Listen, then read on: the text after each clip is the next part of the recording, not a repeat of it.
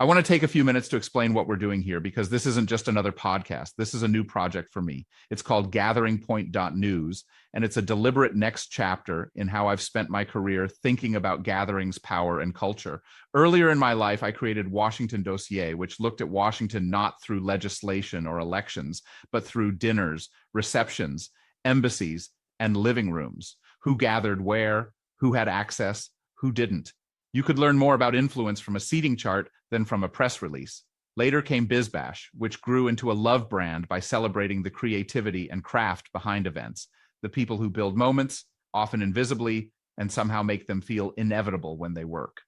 Over the years, I've published hundreds of magazine editions, and one thing that experience teaches you is that the most important work never happens when an issue is released. It happens earlier, around a table, when people come back from the field, set their bags down, and start talking. Gathering Point starts somewhere wider. Instead of focusing on one city or one sector, it looks across what I call the gathering economy, all the ways humans come together across business, culture, politics, and society, trade shows, conferences, festivals, political gatherings, civic rituals. When you step back far enough, patterns emerge.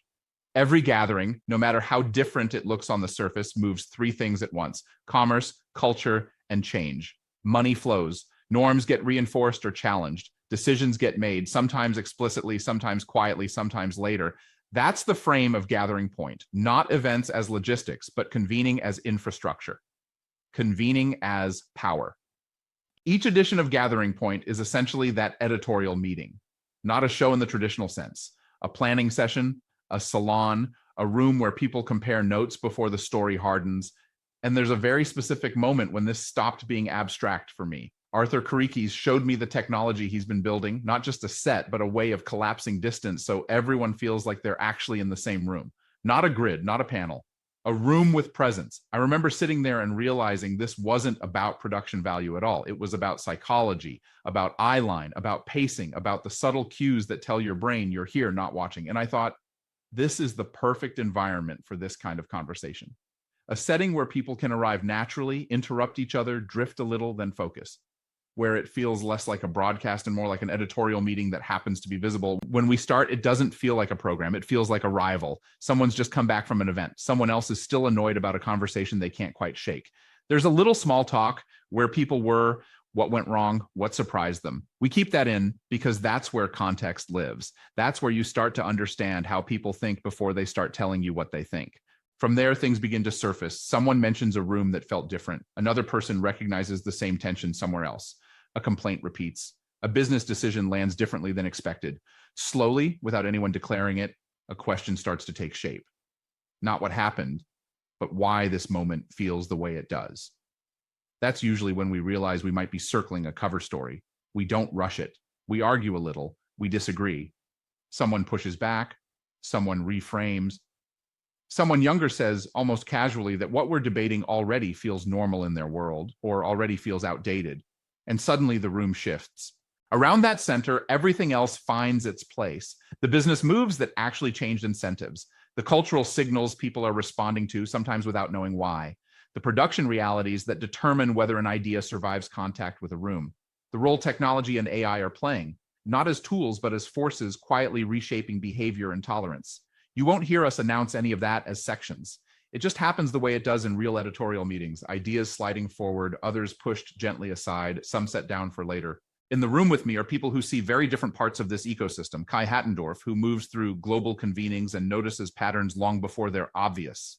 Dalia El-Gazer, who keeps us honest about how technology and AI are actually changing human behavior. And Arthur, who grounds everything in reality by building the rooms themselves and understanding how light, sound, pacing, and space determine who holds attention and who loses it. Depending on the issue, we rotate in operators and founders, people like Michelle Metter or Walter Charnazon, when their lived experience belongs in the conversation.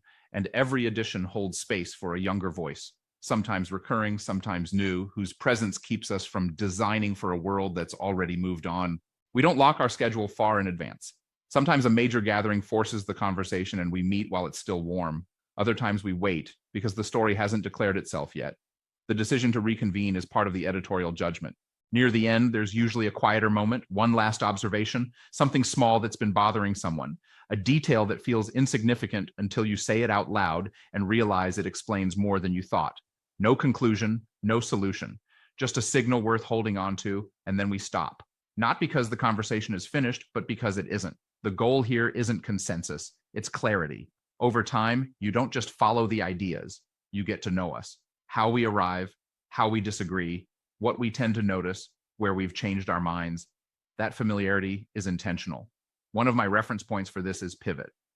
When you listen to Kara Swisher and Scott Galloway, you don't feel like you're consuming analysis.